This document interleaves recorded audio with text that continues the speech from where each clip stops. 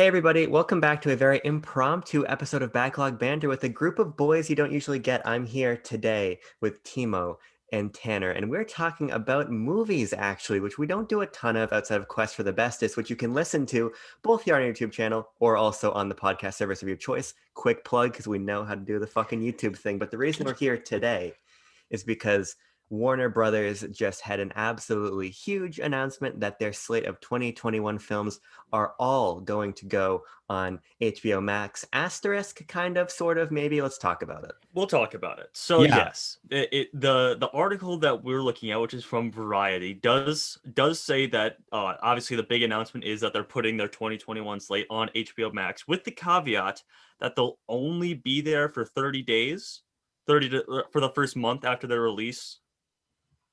Yeah, so it seems to be day and date on HBO Max and in theaters for that 31-day period. Yes. And then it seems like it'll go away and then probably re-enter PVOD as you would typically expect a movie Yes. to. That was kind of my assumption.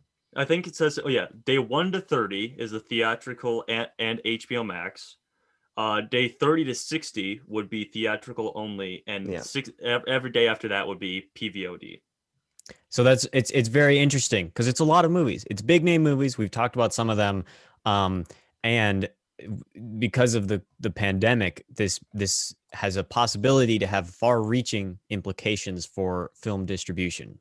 Yes, which is what I think what we're here to talk about. Sure, What does this yeah. mean? I think. Well, should we just go through and name all the movies that will now be coming to HBO Max Sure. that you can watch in the comfort of your own home?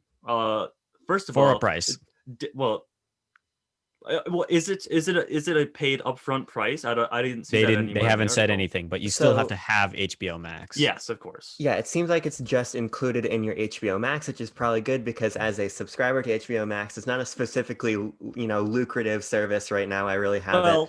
For not yeah. much. Did you say that you have it? I have it. Yeah, I have Yes, it so do I. mainly for the Snyder Cut next year, Wonder Woman, Christmas time. But Mhm. most eminently, my girlfriend and I are watching some shows on there together. So Yeah. I quite honestly, I was watching some HBO Max yesterday with my own girlfriend. We were, because they have all of Studio Ghibli's movies. I She's just big got a Studio Ghibli notification fan. on my phone. It says you can't read it, but it's from the LA Times. It's just a repost of this article. Okay. this is big. This is big news. We're on top of Yes. it. But I was just saying that HBO Max has, a great HBO Max has the content on it is that to rival Netflix, but it's just not very popular. But yeah, I'll read out some of the movies that will become available Please on do. HBO Max. Denis Villeneuve's Dune remake, The Matrix 4, the prequel to The Sopranos that's been in the works for a long time. That's called The Many Saints of Newark. James Gunn's remake, reboot, sequel of The Suicide Squad. We're not really sure what that is, but it's his Suicide Squad. I'm very excited for that. It looks very James Gunn-ish.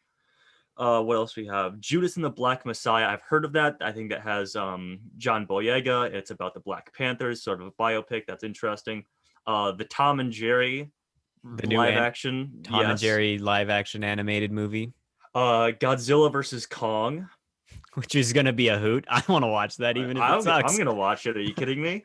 The remake of the Mortal Kombat movie. Okay. The Conjuring, the new Conjuring movie, the Space Jam sequel, and I think that's about it. They said something like 17 movies, like that, something like that. Mhm. Yes. There's a few others in there that they've listed as like notable ones, but I've never heard of. So there's a lot of money in there. yes, of Probably course. a lot of lost Lots revenue. Lots That's- of billion-dollar theatrical releases for sure. But I think that one of the interesting things is that it's a dual release. They're on HBO Max and they're on theaters. They're in theaters too. When I read this, I got the sense that this is an uncertainty play. They really don't know what it's going to be like, what the pandemic situation is going to be like when these films release. And so the play is that no matter what's happening, someone's going to be watching their movie. If it's going to be in theaters because it's safe enough to be in theaters, or if it's going to be at home because it isn't safe enough to be in theaters, they're going to try to get people to watch these movies no matter what. Yeah, it is a great insurance policy for their 2021 slate. I'm not I'll sure say it's a that. good monetary insurance Well, policy, but it is a good for the viewers wanting to yes. watch the movies. I don't know. This is a very certain uncertainty play. Hmm. If they were like, "Hey, you know what we have through March 2021 is gonna do a release," but they're saying right now that 365 days of Yeah. That's the whole of their year. films. And you know what? We don't know what's gonna happen. We sure as shit didn't know what's gonna happen this year. But with a vaccine or something, you would think that these companies, knowing how little money is in the domestic box office right now, would want to be optimistic and say, okay, maybe things are shaping up where we might be able to get those big returns for like the fall movie going season next year. But this is Well, an yeah. early and big move. I think, but jokingly, I think they probably got tired of just moving all their dates back, every Yeah. 3 weeks or whatever. Because looking at, as I do, I have a note on my phone that I've had for several years. That's every big movie release for the foreseeable future, and I hadn't remembered just because I have to change this so often now. But The Matrix 4 was scheduled for next December. Dune was scheduled for next October. Dune was scheduled for this year. Well, yes, but It was they scheduled for like in the past, and they pushed it to the next before year. this announcement, it was scheduled to come out October 2021. Mm-hmm. Yeah. But yeah, the Godzilla versus Kong was May. So I think this is, I think it makes sense partially in that sense because yes, they'll have the streaming release of these movies for the next year to come. It's not like they're all coming off in the first half of the year or something like that. I have a question for you. What do you think this does to the power and market share relationships between Disney Plus, Netflix, and HBO Max now? Well, I actually sent this article into another Discord server that I'm in, and someone said I can totally see Disney doing this next, and I completely agree. I think this is, despite them being called copycats, I think it's a really bold and interesting move, and Disney being the largest media conglomerate that everyone's ever known, it's a viable move for them. It's a I can hypothesize seeing them do this. This to me reminds me a lot of what we were just talking about in the gaming sphere a little bit ago when Take-Two Interactive was very upfront about saying that our games are going to cost $70. And then we saw Sony double down on that. They say our first party software is going to be $70. There are just some things that are clearly moving, and it takes the first person to say it for other people to follow suit. Yeah. And I think that that's going to happen. And if you're looking at the sort of original programming across these services already, there's already been a push to inject more value, but also to chase a cinematic element in the sort of content that's on these services already. So it wouldn't surprise me to see more people follow. I think it's the way that things are going to move.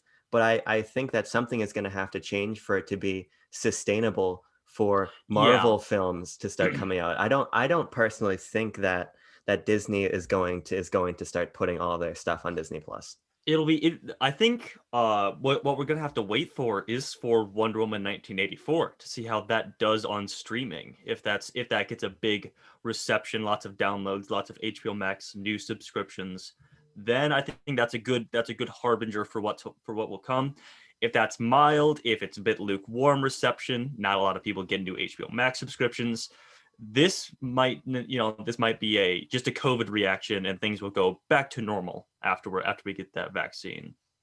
Yeah, I think that this could either, I'm going to say something that seems like obvious. It could either spell doom for the traditional, what we think of how theater experience, how movie releases happen. It could completely change that up, or it could be a little blip. It could just be a 1 year thing. They said in this article, the Warner Bros. PR people and CEO and whatnot was like, this is just a 1 year plan. Like, we're not going to do any, we're not thinking of like changing fundamentally forever about this. But if it works, if this works, what in the back of their minds, and people get used to it. I think if people get used to watching first run movies at home, which you don't have to go to the theater, you don't have to drive, you don't have to park, you don't have to deal with annoying people. It's expensive. It's, if you go see a lot of movies, HBO Max could be cheaper if you can go and see the movies that you want to early or like right on release day, at home, it might be a for a personal choice. You could choose to do that instead of going to the theater, even when it's completely safe and there's no COVID to worry about. Yes. I see that to an extent, but I also think it's important to read these statements as possibly damage control spin PR because yeah, sure, yeah, we want to reopen theaters. We are behind theaters, but is that what your actions are saying? Is that what the audience is looking forward and projecting Mhm. and seeing? There's a big difference between saying that and saying, it's a 1 year thing, and then we're gonna go back. And keep in mind what 1 year has done already. Where did Regal go? What is happening? Already just in 2020 there's been so much done to try to placate and keep theaters open, and it's not working. So then you move into next year, and if people are uncomfortable, if they're not willing to pay for the theaters, if they don't have access to a theater, and these numbers start going up on streaming, well then I don't think that that's really going to be much of a bulwark for these theaters, who are probably Mhm. still not going to be in a good position anyway, because frankly a lot of going to the theater is almost a hostage situation. If you want to see a film day one, you have to be there. And if you don't have Yeah. to be there anymore, I Yeah. don't think that it's going to drive revenue that these people need. Yeah. I don't think so either. I Uh, personally want to go to see movies in theaters. It's a fun Yes. experience. Yeah. I'm a big Alamo Drafthouse fan down in Mm. Texas, because that's a good theater experience. They work hard, the food's good. They don't they show trailers, but they're not stupid, and the ads are more entertaining or whatever. They do things to Yeah. make it better, and that's a smaller company. I really feel like supporting them is a worthwhile thing for me and to spend my money on.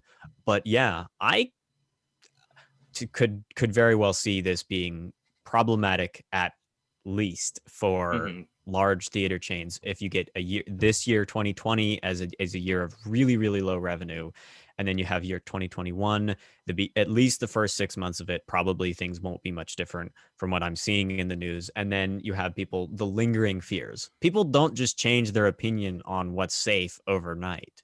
Mhm. Yeah. Well, I think we sort of posed this question as soon as Abram sent the article out. Thank you, Abram, for being Johnny on the spot with the news there for sure. Resident news expert. Yes. But we talked about this a little bit before we started recording.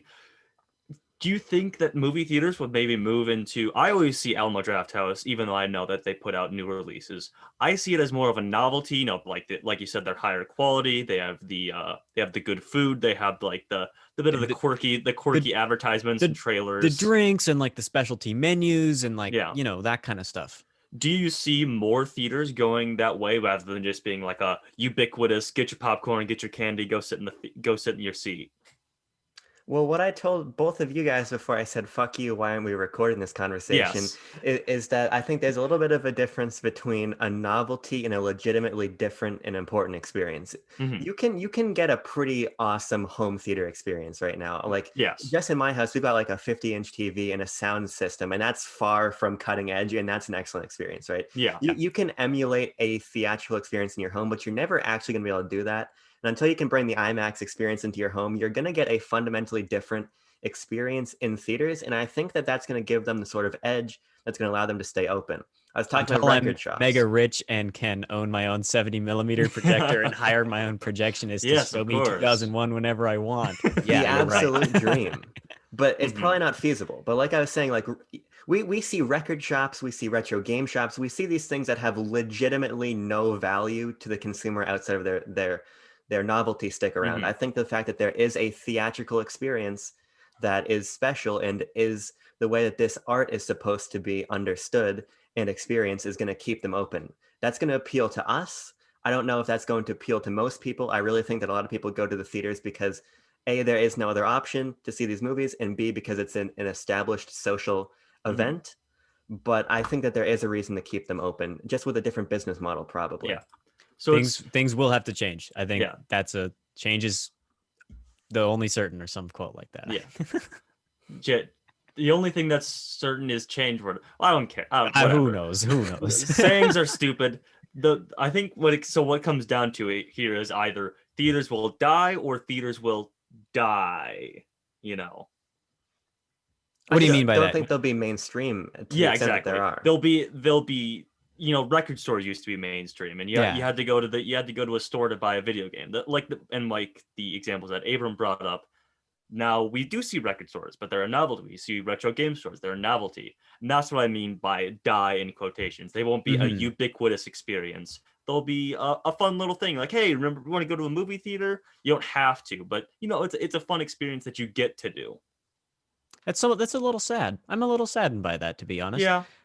But I I mean, I don't I'm saddened by it, but I'm also pessimistic. How else does it, Mhm. progress forward? There is a silver lining, though, I think, because if a lot of people are going and don't give a fuck and they're on their phone and they're being loud and they're making all kinds of sounds, from Now I can be the one on my phone. I don't have to be mad at everyone else on their phone. It's the best of both worlds. I think what it's especially good for, though, is people like us who want to sit down in a movie and don't want. Look, fine, you want to cheer in Star Wars? Shut up. I'm here to watch Star Wars, not to hear you cheer about it. If you Yeah, want to that's sit at fair. home and cheer about it, that's great. But if Okay, I'm in a well, theater, come on. I kind of disagree. I saw Endgame in like a I huge don't theater. know. Come on, it was fun. In a That they truly built huge they theater, there's an built it. experience for that. But Listen, that they built Marvel builds in those moments where there's a big oh my Sure. god when Cap grabs Mjolnir, and they built in that silence for everyone to cheer and go crazy. They built those movies for theater experiences. So th- obviously these movies that are coming out are still built for theater experiences, but we could even see a little bit of a fundamental change in blockbusters themselves. Yeah, I totally see that. And even if we disagree on that point, the point is if you're in, if like when I'm there watching A Quiet Place Part Two and you're fucking Yeah, chomping on your food and on your phone, I that's a don't good want that. point. And it seems That's a like good point. that will be eliminated if the people who just want to hang out and watch a movie can watch it at home, and the people who really want that focused experience can have it. I think that's good. I think that benefits us, but does it benefit the apparatus, and how is the apparatus going to change to accommodate that and not be fucked over by the fact that it's going to be eight skinny white cinephile guys hanging out together with a vat of popcorn and nobody else Oh in the theater? yes. yeah, I What don't every theater experience should be. yeah. I don't know how they make any money. How does Warner Bros. Well, Make any I money was just off of I was HBO just Max when Dune costs $1 billion and Matrix 4 costs $1 billion and Suicide costs like $1 billion and hmm, HBO Max isn't terribly expensive for a single person to use. it's $12, something like that. I think that's what I pay. 12, $13. I don't even look. I just get Okay. billed. Yeah, I know. I don't like looking at it either. So But yeah, where's the money in that? that's what I was going to bring up is that I'm happy that they aren't going the Disney Plus Mulan route. Thank God in heaven. Even though I'm sure some of these movies will be higher quality than 2020's Mulan. Fingers crossed. But yeah, I think there's a bit more of a draw to having their movies just up on the service rather than being behind an additional paywall. Well, when you're trying to compete with the likes of Netflix and Disney Plus, having a catalog that HBO Max wasn't, that it launched and people were like, "Oh, watch this platform? Like, Mhm. what can I watch?" Like, no one knew what there was there. I didn't. It's That got was the great only. stuff. Listen, it's got Studio Ghibli, it's got Crunchyroll, it's got Cartoon Big Network, Bang it's got all Theory? the DC stuff. So it No, it's got great stuff. Big Bang Theory. no, But no. that's a lot of stuff that other platforms can't give. But then when you add in these like high quality original movies, that adds another reason for someone to subscribe. And as a play, I think that makes sense by Warner Brothers when we're Mhm. delving into it beyond the oh shit, how do we get people to see these movies? Yeah. That's what I think is at the base of their announcement today. I was going to bring up the piracy wrinkle if that's something that you guys want to talk about. But can. then again, I think yeah, obviously it's an issue for putting your movies on a streaming platform because they can be distributed in a much higher quality by pirates. It feels weird calling them pirates, but that's what the word is. So so it can be distributed in much higher quality, but at the same time, I think that's always going to be a factor with every movie. Well, it's a bigger factor here than I think Yes. people are giving it credit for, because it's important to remember that we're some nice strapping young American boys who have access to HBO Max, Ah, whereas this is not an international service. And at least for Wonder Woman, I don't know how it's looking for these films.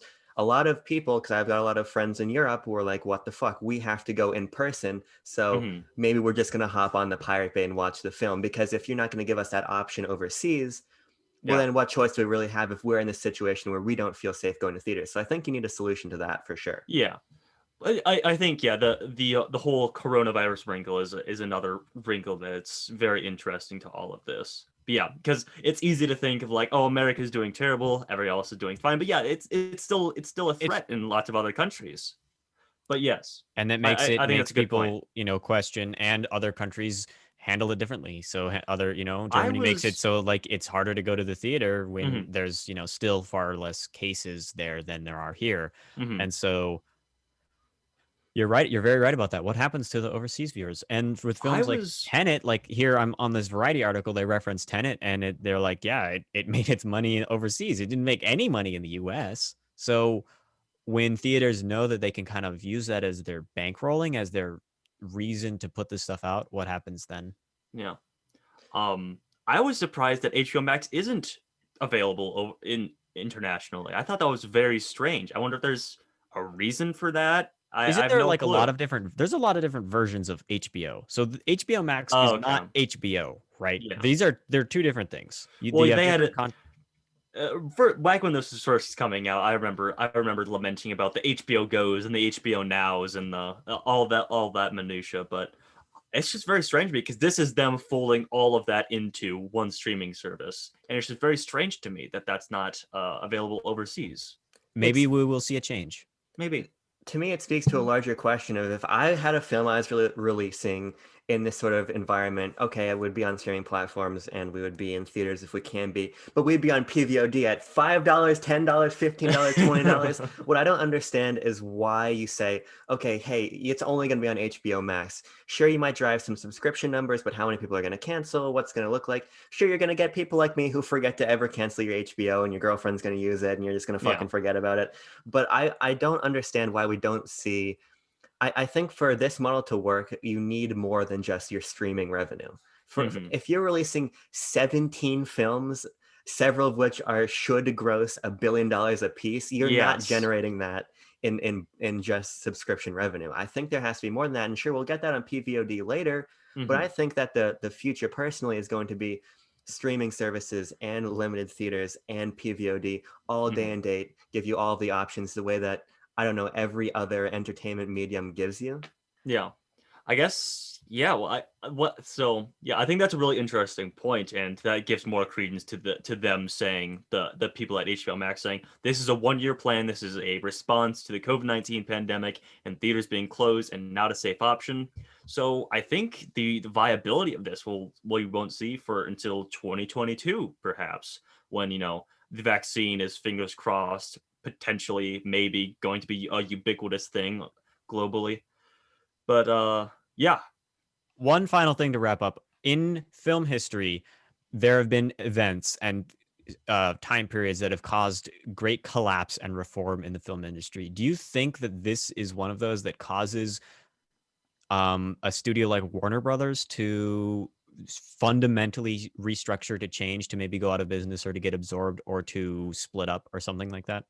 I'm gonna stake my claim on no. I think this is gonna hurt their pocket. They're being hopeful and thinking this is viable, but like we brought up with multiple things like piracy and things of that nature, and people going to theaters and not pirating internationally. It'll hurt their pocket, I'm sure, but it's not going to cause Warner Brothers to fold in on themselves.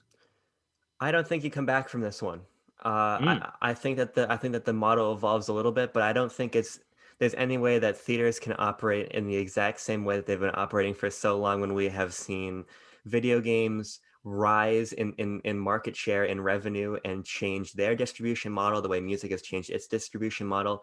I think that the film industry has to come to a reckoning with this current spectacle era of big budgets and high production values and how you make that work in a new model, because there's too many outside factors that I think have made the theater model unsustainable for longer than just the period 2020 to 2022-ish. So I don't think that in 2 years from now we're gonna be like, you know what, let's just throw all of this away and go back to a physical specific location and mm. pay a set amount of money for this experience. I don't think that makes sense. Yeah, I'm sure it'll be a mainstay. I don't think this. I think a lot of people are going to say, oh, this is going to kill the theater industry or this is going to kill Warner Brothers. I don't think either of those things are true. As with most things, the truth lies somewhere in the gray area, in that neutral area in the middle. It's going to hurt Warner Brothers, it's going to hurt theaters, but I think come 2022, we're going to have, like what we talked about, a bit of a novelty with theaters, and maybe they don't release their blockbusters on HBO Max. Maybe they release some smaller movies, but who's to say? Time will tell. Who's to say? That is, it's hard to predict the future. Those are Yeah. wise words from Mr. Tanner Dykstra. Well, I guess that's about that then, unless you boys Yeah. have any final thoughts. I think we've done a pretty solid job covering the announcement that Dune and I guess 16 other movies are doing something different next Some year. 16 stupid, I don't know, what is there, Tom and Jerry or something in there? Who gives a shit? Wow, Wonder Woman, huh? Well, who? What? But everyone, thank you so much for hanging out with us today and chatting about movies. We're going to do this more. I was looking at our playlists on the channel outside of the Quest for the Bestest content. Keep in mind, YouTube and podcast services. We only have Coming tomorrow. We only have like 3 film discussions. So let's do more of these. This was fun. I agree. Breaking I don't news? know. I got out of my journalism class. I received this message that this news had happened, and I got in the opinion writer space of mind. It's not exactly reporting, but it is important to the journalistic process to discuss these things and their larger implications with our knowledge and experience. That sounds like agree. something I would write on a Knowledge. paper. Knowledge, experience. What do you think we have these, Timo? Come on now. Come on. now. I mean, Just I a own couple of- 6 copies of Blade Runner, so I think that gives me knowledge and experience. I think it gives you the opposite of those things. Well, on that note, we're out. We'll talk to you guys later. Thanks so much for tuning in. Be sure to like and subscribe. It's not an ask, but a demand. And I don't Yes. want to see you back here if you do neither of those. Yeah. And you don't want to miss out. Nope. So long. Goodbye. Peace. Unga Unga! News update!